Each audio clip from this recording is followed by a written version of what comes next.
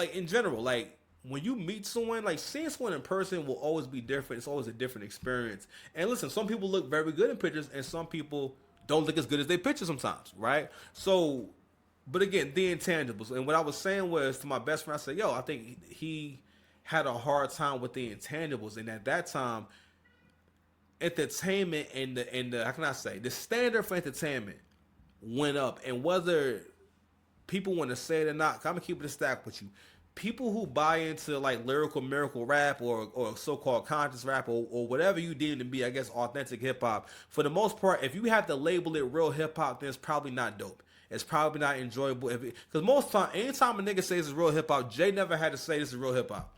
Kanye never had to say this is real hip hop. Dipset never had to say this is real hip hop because hip hop is mostly you creating your own movement and your own thing. And Joe is another thing too. Joe couldn't create a movement around himself either, right? These are all things that led to him not thriving in that era. Because it always plagued me that because I always wondered, man, I could never put into words why did I stop listening to Joe Budden's music, and why wasn't he able to get further even though he had all these looks, right, and all these different deals, and eventually he just retired from rap in 2016, which wasn't really bad because by that point Joe Budden had rap for a long time. It wasn't like he was a real young guy. He was in his mid 30s, right?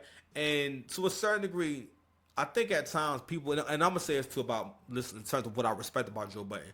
What I respect about Joe Budden too is him being able to reinvent himself and take what he learned and the dexterity that he learned from rapping and going on tour and writing songs and recording albums and doing all this stuff on his own. Well, he took what he learned from that and applied it to his own show. I remember the first time I heard the podcast, I thought it was a pretty cool podcast, right? But even with the Joe Budden podcast, right? Back to the intangibles, people, yeah, Rory and Maul may not have been the best co-hosts, but me personally, I felt like their ineptitudes or them like not being prepared for the show, not having much to say. You know what I mean? Like I didn't really notice. I never noticed that was an issue with them until like they weren't on the show or you didn't see them on the show, right? And people were even saying the show was low key better with Ish and Ice, which I do think they bring a nice little flavor. I think they're very good on air personalities, and again they bring kind of the same vibe of these are my friends, right?